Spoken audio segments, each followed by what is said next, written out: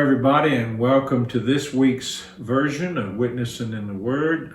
It's a special session of it. I've got Pastor Stefanie here with me today, and before we begin, I want to raise this topic for us, and it'll be part of our conversation. The Bible has over 27 verses.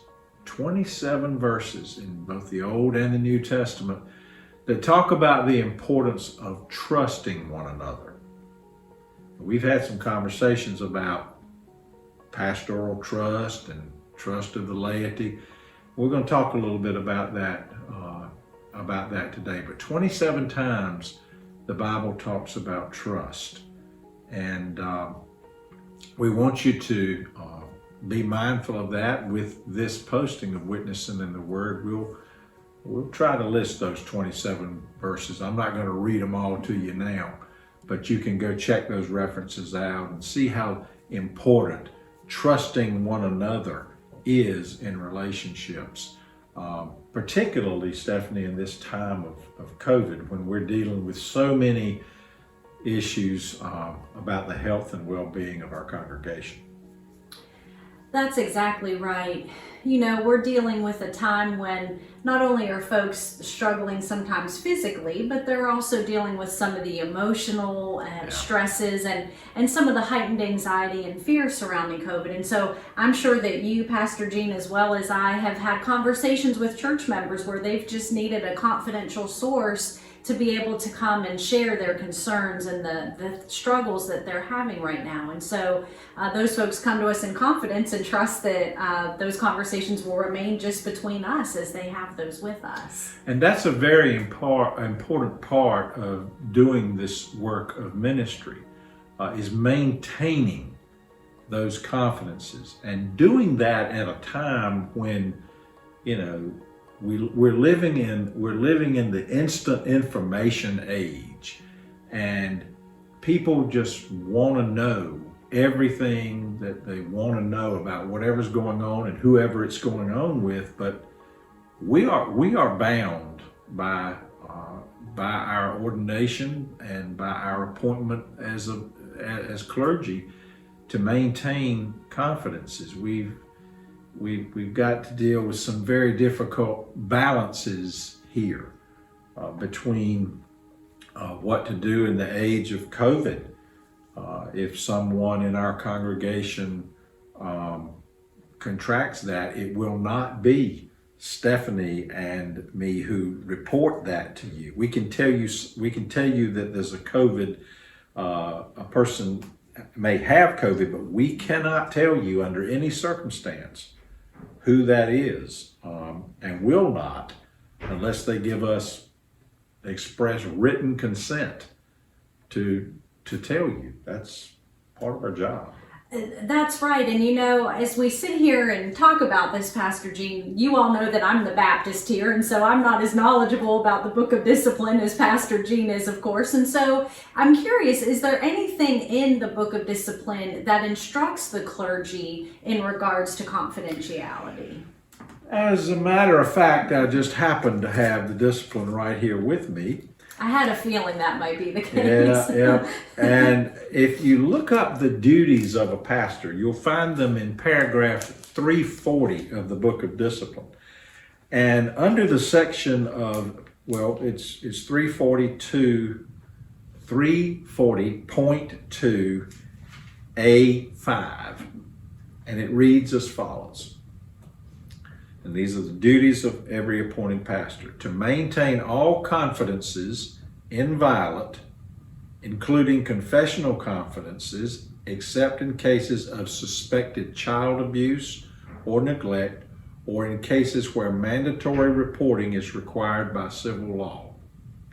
Now, just this morning, we got an email from the chair of our COVID response team, who, of course, is following very closely all of this reporting. And in it, it very clearly said that we don't give the names of people who test positive, which, as your clergy and as your clergy leadership, what we would say to that is, while we can't tell you who gets COVID, what we can tell you is that when you hear a report, it's incumbent upon you to do the responsible thing. And Stefanie, what might that include, other than going to talk to your doctor, perhaps? What else might? Well, you know, I think that certainly if you begin to exhibit some symptoms of not feeling well, that would be an indicator that perhaps you need to see your physician, particularly if they don't clear up quickly. You know, we all tend to be, including me, in the bad habit of self-diagnosing and saying, oh, it's just allergies, or oh, it's just sinuses. And sometimes we just will kind of go to work anyway, and we used to fight through it, and that was something that was sort of nobilized in the workplace, to work through your sickness. And I think those days just have to be over, that not only for our well-being, but for the well-being of those around us, that even if you think it might just be allergies or sinus, but yet you're supposed to be at the church for Sunday school or a meeting or any other event, maybe go ahead and do some self-quarantining. And of course, you all know how to take care of yourselves. So if you start to feel like you need to go to the doctor and get tested, then you certainly need to do that. And we do also ask that if you attend worship and you do receive a COVID diagnosis, please let us know. And we hope that part of this video is to assure you that your name will not be shared. That's certainly up to you. If you choose to put it on Facebook, then you're certainly within your rights to do that. But we will hold your name in confidence. And as Pastor Gene has already said, all that we would do is notify the congregation who worshiped that same day, so that, again, they could perhaps have some heightened awareness if they experience some symptoms. That's the best thing that we know to do our due diligence as your clergy and as your church, to do all that we can do to keep you as safe and healthy as possible when you come into this building. Breaking pastoral confidences is not an option. That's not something that we are going to even consider doing under any kind of direction or under any kind of pressure. We take this part of our responsibility very seriously. So as she said, we'll notify the people who worship that day, or if we're aware that something was happening in the building and somebody, we will let those folks know that it happened. And we'll encourage you, as she said, to do the kinds of things that just take care of those symptoms should they occur. Stefanie, is there anything else we need to share with anybody today before we say that we wish Nancy well and thank her for taking the time to do the responsible thing, and when she wasn't feeling very well today, and that's why she's not here for this, but we hope she's feeling better soon and hope that everything checks out with her. But anything else we just continue to thank all of you for your support and continued encouragement and patience as we figure all of this out.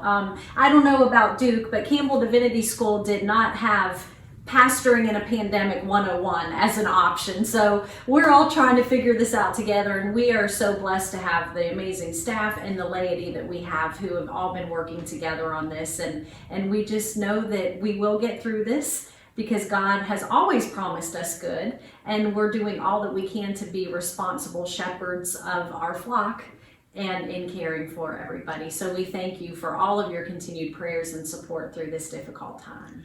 I'll close with these words from St. Paul, who said, "Love bears all things, believes all things, hopes all things, and endures all things."